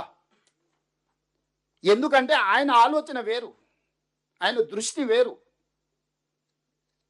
ఆయన చేరుకోవాలనుకుంటున్న మజిలీ వేరు, వీళ్ళందరూ అనుకుంటున్నది వేరు. మరి వాళ్ళిద్దరికి ప్రయాణమే, పడవ ప్రయాణమే పొంతనే లేదు. ఎందుకు రానిస్తాడు? ఆ పడవ ఎందుకు ఎక్కనిస్తాడు? ఆయన ప్రయాణం తప్పు అని చెప్తే ఇంటి తలుపులు బద్దలు కొట్టి తీసుకుపోయి పోలీస్ స్టేషన్లలో పెట్టిండు. ఈరోజు కూడా ఏదైతే వీళ్ళు మాట్లాడుతున్నారో, నేను ఉప ముఖ్యమంత్రి గారు ఉత్తమ్ కుమార్ రెడ్డి గారు మిగతా మంత్రుల అనుమతితోటి ఎప్పుడు చెప్తే అప్పుడు చంద్రశేఖరరావు లెటర్ రాస్తే శాసనసభ పిలిచి చర్చ చేద్దాం, వాస్తవాలు అన్నీ మాట్లాడదాం. మాట్లాడినాక ఒకవేళ అసెంబ్లీలో చంద్రశేఖరరావు గారికి ఎందుకు ఇవ్వాలని చంద్రశేఖరరావు గారు కన్విన్స్ చేసిందంటే 100% చంద్రశేఖరరావు గారికి అప్పచెప్తాం. మొత్తం 3 అప్పచెప్తాం. రాబోయే 3 ఏళ్ళు అప్పచెప్తాం. ఏం చేస్తాడు శని? వారం రోజులు కాదు, కాళేశ్వరం ప్రాజెక్టు ఎల్ఎన్టీని లేకపోతే మిగతా వాళ్ళని కాంట్రాక్టర్లను తీసేసి హోల్సేల్గా మేజర్ కాంట్రాక్టర్ కింద ఈయనని ఇచ్చేసి ఈయన కింద వాళ్ళందరిని అపాయింట్ చేసి మొత్తం ఆయనకే అప్పచెప్తాం. ఉన్నోళ్ళందరినీ 60C కింద టర్మినేట్ చేస్తావా, లేకుంటే ఆయన కింద వాళ్ళని చేసి ఈయన మొత్తాన్ని హెడ్ ఆఫ్ ద కాంట్రాక్టర్గా చేసి వాళ్ళందరూ ఆయన దగ్గర పనిచేసిన వాళ్ళు వాళ్ళే కదా. ఆయన కావాల్సిన వాళ్ళు అందరినీ పెట్టుకొని దాన్ని ఎట్లా రిస్టోర్ చేస్తాడో చేయమనుండ్రి. ఇప్పుడు నిజంగానే చంద్రశేఖరరావు గారి వాదనలో బలం ఉంటే, చంద్రశేఖరరావు గారు ఏ తప్పు పాల్పడకపోతే, ప్రమాదం జరిగితే చంద్రశేఖరరావు గారు సభ ఎప్పుడు కోరుకుంటే అప్పుడు నేను పర్సనల్గా స్పీకర్ గారిని రిక్వెస్ట్ చేసి సభ పెడతా. వారు కోరుకున్న రోజు శాసనసభ సమావేశాలు ఏర్పాటు చేస్తాం, శాసన మండలి సమావేశాలు ఏర్పాటు చేస్తాం. చంద్రశేఖరరావు గారికి ప్రత్యేక అనుమతి ఇస్తాం మండలికి. వారు పోయి అక్కడ ఉండి మండలి ఉండే సభ్యులను కూడా, లేకపోతే జాయింట్ సెషన్ పెడతాం ఒకటేసారి.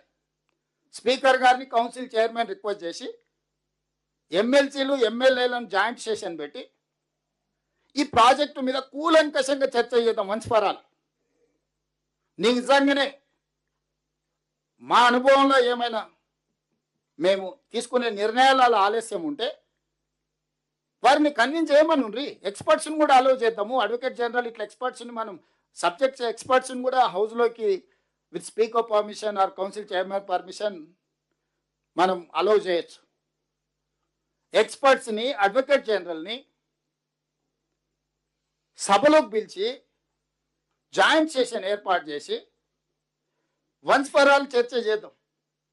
ఈ ప్రభుత్వం పారదర్శకంగా ఉంది. ఇక్కడ ఉన్న మిత్రులకు నేను స్పష్టంగా చెప్పదలుచుకున్నా, కేసీఆర్ చేసిన తప్పులకు తెలంగాణ ప్రజలకు శిక్ష పడకూడదు. తెలంగాణ ప్రజలు కట్టిన పన్నులు సొమ్ము వృధా కాకూడదు, గోదావరి పాలు కాకూడదు. చాలా ప్రాజెక్టులు కేసీఆర్ కట్టిన వాటిని వినియోగిస్తలేమా? సెక్రటేరియట్ కట్టిన వాడుకుంటూ వదిలేసినామా? తమిళనాడులో అట్లనే కడితే దాన్ని వేరే దానికి ఇచ్చిండ్రు. ఇంకొకటి ఏదన్నా కేసీఆర్ ఏదన్నా చెప్తే ప్రజలకు పనికొచ్చేది ఉంటే షాదీ ముబారక్ అయినా, కళ్యాణ లక్ష్మి అయినా, రైతు బంధు అని ఆయన పెడితే దాన్ని 2000 పెంచి రైతు భరోసా చేసి ఇంకా పెంచి ఇచ్చినాం కదా. ఇది కూడా ఆయన కోసం కట్టుకుంటే మేము ప్రజల కోసం వాడుతూనే ఉన్నాం కదా. దీన్ని ప్రజాపాలన చేసి ప్రజలకు అందరికి అవకాశం ఇచ్చినాం కదా. ఎవరైనా రావచ్చు, ఎవరైనా పోవచ్చు, ఎవరైనా చూడవచ్చు. అయితే సీతక్క దగ్గర లేకపోతే బట్టల దగ్గర షాయిది అయిపోవచ్చు. సమయానికి వస్తే భోజనం కూడా పెడతారు వాళ్ళు. ఎవరిని ఈ గేట్లు ఎప్పుడైనా మూసిండ్రా? ఈ డిసెంబర్ 7, 2023 తర్వాత ఎవరైనా వస్తపోతే చూడాలి. ఎప్పుడైనా గేట్ బంద్ అయిందా? ఆ రోజు గద్దరాన్ని వస్తే గాడ బయట గంటల కొద్ది ఎండ కూర్చోబెట్టారు. మనం వచ్చిన తర్వాత ఇది ఎప్పుడైనా మూత పడ్డదా? నిత్యాన్నదానం జరిగినట్టు ఇక్కడ అందరూ వచ్చిపోతూనే ఉన్నారు కదా, చిన్నది పెద్దది ఏదున్నా ప్రజలకు ఏ రకంగా వాడుకుని ఆయన ఉద్దేశం ఏ ఉద్దేశంతో కట్టినా ప్రజలకు ఉపయోగపడేది ఉంటే ఆ ఉద్దేశాన్ని మార్చినాం తప్ప వినియోగాన్ని ఆపలేదే. నిజంగానే ఇయ్యాల మేడిగడ్డ అన్నారం సుందిల్లా ప్రజలకు ఉపయోగపడేది ఉంటే రాత్రి మొదలు పోయి కూర్చొని చేపించి వినియోగించే వాళ్ళము. నిజంగా ఏమి చెయ్యలేని నిస్సహాయ పరిస్థితులు ఉన్నాము, అసహనంగా ఉన్నాము, బాధ కోపం కూడా ఉంది. 1,00,000 కోట్లు పెట్టింది, ఇట్లా అయిపోయింది.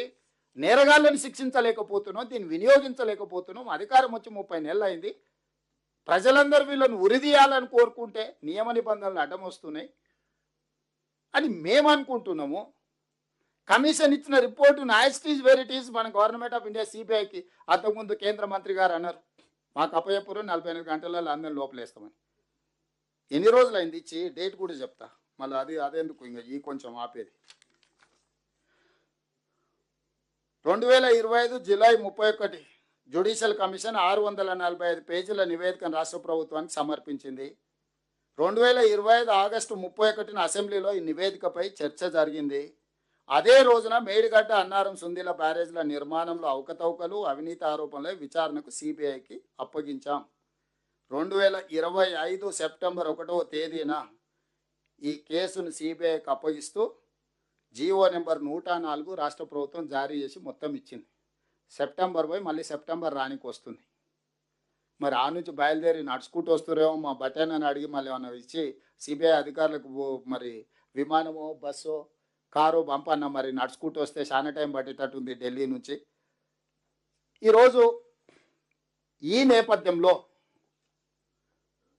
ఎదురుదాడి చేసి పాత అన్నీ మర్చిపోయినరు, మళ్ళీ కొత్త రాగం తీయాలని కొత్త రాగం ఫస్ట్ పిల్లలతో తీపిస్తున్నాడు. ఇది జర వినసొప్పుకుంటే ఆయన దిగుతాడు, లేకపోతే మళ్ళా రాగం మారుస్తాడు దీన్ని ఇట అట అని. సో స్పష్టంగా ప్రజాభవన్ నుంచి చంద్రశేఖరరావు గారికి సూటిగా నా విజ్ఞప్తి, శాసనసభ శాసన మండలి ఉమ్మడిగా సమావేశాన్ని ఏర్పాటు చేద్దాం. మీరు స్పీకర్ గారికి లేఖ రాయండి, తారీఖు చర్చ జరగాల్సిన ఎన్ని రోజులు. మేము కూడా ప్రభుత్వం నుంచి లేఖ ఇచ్చి చర్చ పెట్టిద్దాం. ఏ మాత్రం కూడా మీ గౌరవానికి, మీ మర్యాదకు, మీ చర్చకు అడ్డు రాకుండా సభను సజావుగా నడిపించే విధంగా మా లెజిస్లేటివ్ అఫేర్స్ మినిస్టర్ మిత్రులు శ్రీధర్ బాబు గారు బాధ్యత తీసుకుంటారు. నేను వారికి సహకరిస్తాను. నేను స్పీకర్ గారిని కూడా విజ్ఞప్తి చేస్తాను, హౌస్ను ఆర్డర్లో పెట్టి చంద్రశేఖరరావు గారు ఏ ఉద్దేశంతో ఏ విధానంతో, స్పీకర్ సార్ కూడా ఇక్కడ ఉన్నారు, వారికి కూడా నేను విజ్ఞప్తి సార్. ఆయన సీనియర్ లెజిస్లేటర్, 10 years చీఫ్ మినిస్టర్గా పనిచేశారు, 9.5 years. ఆయన గౌరవానికి ఆయన మర్యాదకు భంగం కలగకుండా ఎవరైనా భంగం కలిగించేటట్టు వాళ్ళ పట్ల మీరు కఠినంగా చర్యలు తీసుకోండి. వాళ్ళ సభలో నుంచి బయట కూర్చోబెట్టండి. వారు ఏమేమి మాట్లాడతారు మొత్తం చెప్పమని ఉండ్రి. నిజంగానే నిపుణుల కంటే మేధావిగా చంద్రశేఖరరావు గారు ఏదైనా సూచన చేస్తే డెఫినెట్గా ఈ ప్రభుత్వం అడాప్ట్ చేసుకుంటుంది. మాకు కావాల్సిందే అది కదా. ఇన్ని ఎక్స్పర్ట్స్ కమిటీలను, ఇన్ని ఎక్స్పర్ట్ ఏజెన్సీలను ఎందుకు ఎంగేజ్ చేస్తున్నాం? విత్ ఫీ జరిగిన తప్పిదాన్ని సరిదిద్దుకోవడానికి. సరిదిద్దడం ఇంకో పెద్ద తప్పుగా మారింది అనుకో, అది అత్యంత ప్రమాదకరంగా మారుతుంది. సరిదిద్దే ముసుగులో చిన్న తప్పు కంటే ఇంకా పెద్ద తప్పు జరిగిందనంటే నష్టం వస్తుంది. కాబట్టి అందుకే ఎక్స్పర్ట్స్ ఒపీనియన్కి ప్రాధాన్యత ఇస్తున్నాము, అందుకే ఫీజు ఇచ్చి ఎంగేజ్ చేస్తున్నాము, ఉచిత సలహాలు కాకుండా. మరి ఎందుకు మీరు ముందుకు రారు? మీకు బాధ్యత లేదా? మీరు జీతభత్యాలు తీసుకుంటలేరా? మీకు హోదా లేదా? మీకు జీతభత్యాలు ఉన్నాయి, ప్రతిపక్ష నాయకుడు హోదా ఉంది, ప్రజలు మీరు సభకు వచ్చి మాట్లాడాలని చెప్తున్నారు, మేము విజ్ఞప్తి చేస్తున్నాం. ఇన్ని రకాలుగా చెప్పినా మీరు తప్పించుకుంటున్నారంటే మీరు చేసిన నేరము ఘోరం మీకు తెలుసు, అందుకే మీరు మొహం చాటేస్తున్నారు. దాన్ని కప్పిపుచ్చుకోవడానికి బేసరంగా అబద్ధాలు చెప్పేటోళ్ళని ఊరి మీదకి వదిలి మమ్మల్ని టార్గెట్ చేసి మాట్లాడుతున్నారు. ఇది తెలంగాణకు, తెలంగాణ సమాజానికి ఏ మాత్రం కూడా ఉపయోగం కాదు. ఇక లోన్ల గురించి దాదాపుగా 97,000 కోట్ల రూపాయల లోన్ తెస్తే కాళేశ్వరంలో ఒక్క 25-26 ఫైనాన్షియల్ ఇయర్లో 33,574.11 కోట్ల రూపాయలను మనం అప్పు కట్టినాం. ఓన్లీ కాళేశ్వరం కార్పొరేషన్ అప్పు ఓన్లీ 1 ఫైనాన్షియల్ ఇయర్ 2025-26 అంటే ఏప్రిల్ 1, 2025 నుంచి మార్చి 31, 2026 12 నెలలల్లా మన ప్రభుత్వము కాళేశ్వరం ప్రాజెక్టు మీద చంద్రశేఖరరావు గారు తెచ్చిన 97,000 కోట్ల పైచీలకు అప్పుకు 33,574.11 కోట్ల రూపాయలు అప్పు చెల్లించినవా. చుక్క నీరు తాగకుండా, చుక్క నీరు తీసుకోకుండా, రైతుకు అనా పైసా ప్రయోజనం లేకుండా ప్రజల సొమ్ము ఆయన చేసిన అప్పులకు తప్పులకు ఒకే ఒక్క ప్రాజెక్టు మీద ఇంత సొమ్ము చెల్లించినాం. ఈ 30 నెలల్లో మనం చేసిన అప్పు రమారమి 1-2 ఇక్కడ అక్కడ 1,80,000 కోట్ల రూపాయలు రఫ్లీ మనం అప్పు చేస్తే 30 నెలల్లో మనం తిరిగి చెల్లించింది 2,08,000 కోట్ల రూపాయలు చెల్లించినాం. చంద్రశేఖరరావు గారు చేసిన అప్పులకు తప్పులకు మేము మళ్ళీ అప్పులు చేసి దాన్ని అసలు మితి కట్టాల్సి వస్తుంది. 30 నెలల్లో మన తెలంగాణ రాష్ట్ర ప్రభుత్వం ఆన్ అండ్ యావరేజ్ 1,80,000 కోట్ల రూపాయలు అప్పు చేస్తే ఆన్ అండ్ యావరేజ్ ఈ 30 నెలల పరిపాలనలో 2,08,000 కోట్ల రూపాయలు అప్పు చెల్లించినాం. ఇది తెలంగాణ ఫైనాన్షియల్ స్టేటస్. అయినా షాదీ ముబారక్, కళ్యాణ లక్ష్మి, రైతు భరోసా ఏ స్కీమ్ ఆపుకుంటా రేషన్ కార్డులు ఇచ్చినాం. 3,28,28 లక్షల మంది పేదలకు 6 కిలోల సన్నబియ్యం ఇచ్చినాం. 50 లక్షల మందికి 200 యూనిట్లు ఉచితంగా ఇచ్చినాం. 55 లక్షల కుటుంబానికి 500 రూపాయలకి సిలిండర్ ఇచ్చినాం. 4.5 లక్షల పేదలకు 5 లక్షల రూపాయలు ప్రతి ఇందిరమ్మ ఇల్లుకు ఉచితంగా ఇచ్చినాం. ఇవాళ గ్రామాలలో మీరు దాదాపుగా 9,000 కోట్ల పైచలకు మనం ఈరోజు చెల్లించినాం. రైతు భరోసా సంవత్సరానికి ఎకరాకు 10,000 ఆయన ఇస్తే 2,000 పెంచి సంవత్సరానికి 12,000 కింద 36,000 కోట్ల రూపాయలు ఇప్పటికీ రైతు భరోసా కింద ఈ 30 నెలల మనం ఖర్చు పెట్టినాం. ఉచిత విద్యుత్ 24 గంటలకు ప్రతి సంవత్సరం ప్రతి నెల 1,100 కోట్ల రూపాయలు యావరేజ్గా 30,000 కోట్ల రూపాయలు ప్రభుత్వం తరఫున ఉచిత విద్యుత్కు చెల్లించినాం. 20,617 కోట్ల రూపాయలు 2 లక్షల వరకు రైతు రుణమాఫీ, 25,35,000 మంది రైతులకు రైతు రుణమాఫీ చెల్లించినాం. 8,000 కోట్ల రూపాయలు ప్రభుత్వ ఉద్యోగస్తులకు బకాయిలు పెట్టిపోతే కరెక్ట్ 60 రోజులలో నియమనని 4,000 కోట్లు, 2,000 అంతకుముందు నెలకి 750 కోట్లు ఇచ్చేది. అది కూడా సరిపోతలేదని వాళ్ళు వస్తే మన చర్చల్లో భాగంగా 4,000 కోట్ల రూపాయలు 60 రోజుల్లో ఇచ్చిన వచ్చే నెల 100 రోజుల్లో 6,000 కోట్లు ఇస్తాను. ఇప్పటికీ 4,000 కోట్లు రిటైర్మెంట్ ఎంప్లాయీస్ బెనిఫిట్స్ రిలీజ్ చేసినాం. ఆర్టీసీ నష్టపోయి అమ్ముకొని ఆత్మహత్యలు చేసుకొని ఉంటే ఈరోజు పొన్నం ప్రభాకర్ గారు ఇక్కడనే ఉన్నారు.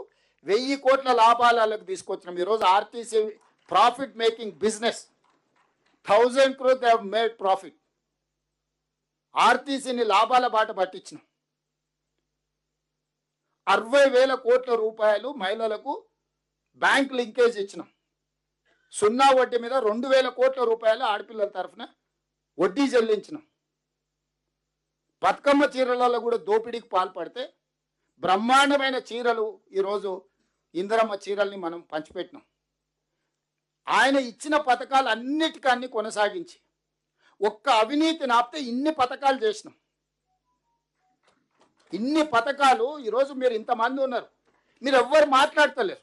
రేషన్ కార్డు ఇవ్వలేదా, సన్నబియ్యం ఇవ్వలేదా, 200 యూనిట్లు ఉచిత కరెంట్ ఇవ్వలేదా, 24 గంటల వ్యవసాయానికి ఉచిత కరెంట్ ఇవ్వలేదా, ఇందిరమ్మ ఇండ్లు ఇవ్వలేదా, ఫీజు రియంబర్స్మెంట్ చేయలేదా, ఆరోగ్యశ్రీ 1 yearలో 2,600 crores ఇచ్చిన Aarogyasri and CM relief fund,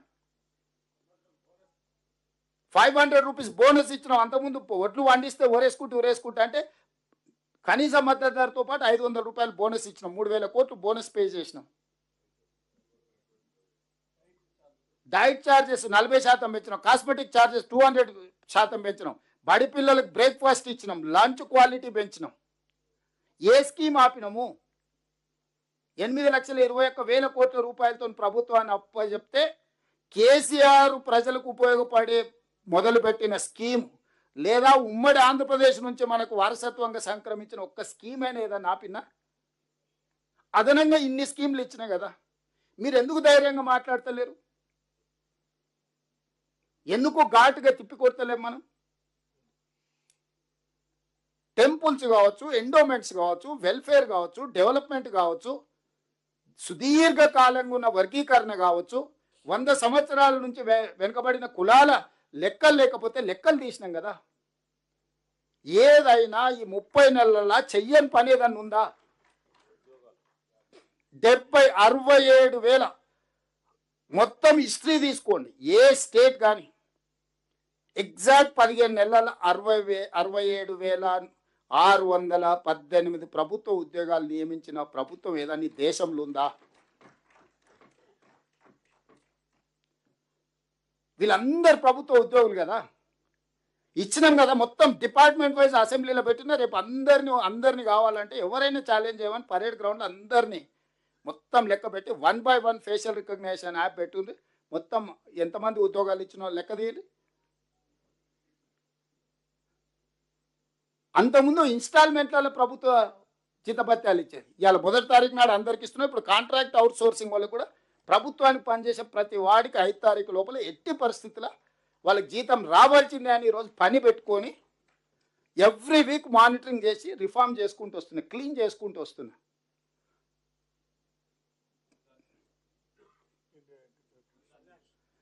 వరి ధాన్యమే కాకుండా integrated schools, education system reforms ఎంత ఎవ్రీ ఇయర్ 56,000 తగ్గుకుంటూ పోయారు గవర్నమెంట్ స్కూల్స్లలో.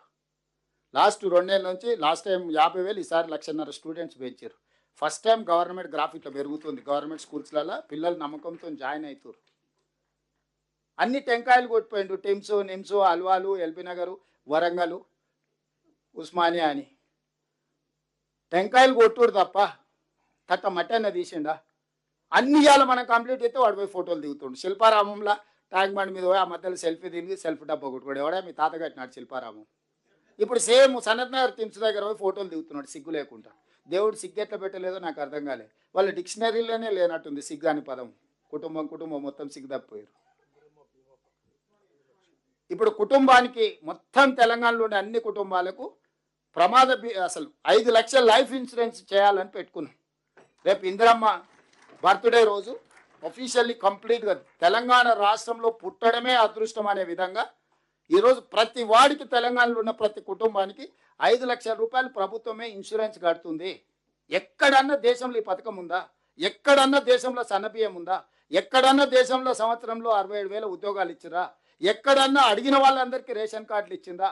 ఎక్కడైనా భారతదేశం మొత్తం మీద పేదవాడికి ఇస్తే 5 లక్షల రూపాయలు ఉచితంగా ఇచ్చే పథకం భారతదేశంలో ఎక్కడన్నా ఉందా? నేను ఛాలెంజ్ చేస్తున్నా ఎవరినైనా. ఆరోగ్యశ్రీని కూడా 10 లక్షలు చేసిన. గల్ఫ్ బాధితులు చచ్చిపోతే 5 లక్షల రూపాయలు ఆ కుటుంబానికి శవాన్ని తెప్పించడమే కాకుండా ప్రమాదవశాత్తు చనిపోతే 5 లక్షల రూపాయలు ఆ కుటుంబాలను ఆదుకోవడానికి కూడా పథకం పెట్టిన. అక్కడనే వినోద్ గారు ఉన్నారు కదా. మీరు అడిగింది ఏంది చేయలేదు, ప్రతిదీ చేస్తున్నాం. ఇది కూడా కేసీఆర్ కోసం కాదు. ఇప్పుడు ఇది కాళేశ్వరం రిలేట్, ఇది ప్రజలకు అవసరం ఉన్నది. దీన్ని జాగ్రత్తగా చేయాలనేది మన ఆలోచన. వాళ్ళు హడావిడి పెట్టిరని, తొందర పెట్టిరని మనల్ని అటు ఇటు చేసి ఏదో ఒకటి చేసి అది గుల కొడితే వీళ్ళే కుట్రతో దాన్నే మనం బాంబులు పెట్టి పేల్చినామని మాటలు మాట్లాడారు. ఎంత బుర్ర తక్కువ అంటే మరి అమెరికాలో ఏం చదువుకున్నాడో నాకు తెలియదు కానీ మరి వేరే దోస్తులు వేరే చెప్తుంటారు. బాంబులు పెట్టి పేలిస్తే గాల్లోకి వెళ్తుందా భూమిలోకి పోతుందా? మా వీరేషన్ చెప్పాలి. ఎన్నో బాంబులు పెట్టి పేలిస్తే ఏదైనా మనం బాంబు పెడితే అది ఏడైనా పెట్టు గాల్లోకి లేస్తుంది కదా, పైకి లేస్తుంది కదా. మళ్ళీ కాళేశ్వరంలో మేడిగడ్డ బ్యారేజ్ భూమిలోకి పోయింది కదా, బాంబులు పెడితే భూమిలోకి ఎట్లా పోతుంది? బుద్ధి ఉందా? అన్నం తింటుండా, గడ్డి తింటుండా? మాట్లాడేటప్పుడు బుర్రనాన్ని ఉపయోగించాలి కదా. పోనీ ఒకవేళ పోనీ ఒకవేళ ఏదన్నా జరిగింది అని అంటే ఏదైనా చేస్తే ఏదన్నా శకలాలు లేచినాయి గాల్లో ఉన్నాయి ఇది ఉన్నది అని అంటే మనం బాంబులు పెట్టాం. భూమిలో కుంగిపోయింది దాన్ని మనం బాంబులు పెట్టామని మన మీద వేస్తాడేమే. మీ నాయన అవినీతికి బలైపోయింది కాళేశ్వరం, మీ కుటుంబ దోపిడీకి బలైపోయింది గోదావరి నదీ జలాలు. మొత్తం మీ ఎంటైర్ కుటుంబం హ్యాస్ టు టేక్ రెస్పాన్సిబిలిటీ. మొత్తం ఎంటైర్ ఫ్యామిలీని పనిచేయాలి, ఒక్కొక్కరిని కాదు. తెలంగాణకి 8,21,000 కోట్ల అప్పు వస్తుంది, కేసీఆర్కి 1000 ఎకరాల ఫామ్ హౌస్ వస్తుంది, 1,00,000 కోట్ల రూపాయల ఆస్తులు వస్తాయి. జన్వాడల కేటీఆర్కు 100 ఎకరాలలో వస్తుంది. హరీష్ రావుకి లేదనుకుంటున్నాం, మొయినాబాద్లో ఉంది 50 ఎకరాల ఫామ్ హౌస్, శంకర్పల్లిలో కవితకు ఉంది 25 ఎకరాల ఫామ్ హౌస్. అటు భూములు ఇచ్చిపెట్టి ఉత్త ఫామ్ హౌస్లు ఇల్లే చెప్తున్నా. మనం 250 గజాలలో 500 గజాలలో కట్టుకోవాలంటే జన్మంతం కష్టపడాల్సి వస్తుంది. ఉత్తమన్న ఇల్లే లేదని చెప్తుంటాడు అప్పుడప్పుడు. మరి కేసీఆర్కి మాత్రము అంటే ఆ సూత్రం ఏందో మనకు తెలవాలి కదా. రాష్ట్రం అప్పుల ఊబిలు ఎట్లా కూరుకుపోతుంది, కేసీఆర్ ఆగర్భ శ్రీమంతుడు ఎట్లయితాడు, న్యూస్ పేపర్లు ఎట్లొస్తాయి, టీవీ ఛానల్స్ ఎట్లొస్తాయి, వ్యాపారాలు ఎట్లొస్తాయి, బెంచ్ కార్లు ఎట్లొస్తావు, ఆ సూత్రం చెప్తే తెలంగాణ మొత్తం బాగుపడుతుంది కదా. కేసీఆర్ని అందుకే కదా 2 సార్లు ముఖ్యమంత్రిని చేసింది ఆ సూత్రం చెప్పమని. అందుకోసమనే మిత్రులారా, ఈరోజు ఉత్తమ్ కుమార్ రెడ్డి గారు ఒక మంచి బాధ్యత తీసుకొని ఈ కార్యక్రమాన్ని ఏర్పాటు చేసి మనందరికీ అవగాహన కల్పించి, దీంట్లో రాజకీయం ఉంది, సాంకేతికం ఉంది, అన్నీ ఉన్నాయి, ప్రజల ప్రయోజనం ఉంది, రైతుల విశ్వాసం ఉన్నది. తెలంగాణ ప్రజలకు అందరికీ దీన్ని మీరందరు గ్రామాన వివరించండి. ఛానల్స్ దగ్గర ఎక్కడున్న చర్చలలో ధైర్యంగా మాట్లాడండి. మర్యాదగా కేసీఆర్ గారిని శాసనసభకు ఆహ్వానించండి. చర్చలు పెడదాము. ఒక మంచి వాతావరణంలో తెలంగాణ ప్రజలకు విషయాలన్నీ తెలియని చంద్రశేఖరరావు గారి స్వయంగా వచ్చి ప్రాజెక్టు మీద జరిగిపోయిన గతాన్ని నిర్వహించాల్సిన బాధ్యతను భవిష్యత్తును చంద్రశేఖరరావు గారు వారి మాటల్లో చెప్తే తెలంగాణ సమాజం కూడా వింటది. నిజంగానే అందులో ఏదైనా సారాంశం ప్రజలకు ఉపయోగపడుతుంది అనుకుంటే ఈ ప్రభుత్వానికి ఎలాంటి భేషజం లేదు. ఉపయోగపడే సలహా ఎవరిచ్చినా ప్రజల కోసం ఉపయోగిస్తాము. మాకు వ్యక్తిగతంగా ఎలాంటి అభిప్రాయాలు లేవు. ఇది మీరు ప్రతి దగ్గర చెప్పండి. చివరగా 10 తారీఖు రోజు మధ్యాహ్నం మధుర కాన్స్టిట్యున్సీలో ఈసారి రైతు భరోసా వేగంగా వేసినాం. ఇప్పటికే 8,000 కోట్ల రూపాయలు రైతుల ఖాతాలో పడ్డది. 1000 కోట్లు కూడా సిద్ధంగా ఉన్నాయి. కానీ మా బట్టి గారు లక్షలాది మంది రైతుల ముందల వ్యవసాయం దండగా కాదు, వ్యవసాయం పండుగ చేసినాం, రైతుని రాజుని చేసినాం. లక్షలాది రైతుల మధ్యలో మనము ఈ పండుగ ఉత్సవాన్ని నిర్వహించుకుందామని బట్టిగారు మిమ్మల్ని అందరినీ ఆహ్వానిస్తారు. బట్టిగారు తరఫున 10 తారీఖు నాడు మధ్యాహ్నం 2 గంటలకు ఖమ్మం జిల్లా మధురకు మీరందరూ తప్పకుండా పేరున అందరికి ఆహ్వానం పలుకుతున్న అందరు అక్కడికి రావాలా. ఆ రైతులతో కలిసి ఆ సంతోషకరమైన పండుగలో పాల్గొనాల్సిందిగా మీకు అందరికీ విజ్ఞప్తి చేస్తూ మీ అందరి దగ్గర సెలవు తీసుకుంటున్నా. ధన్యవాదాలు మిత్రులారా.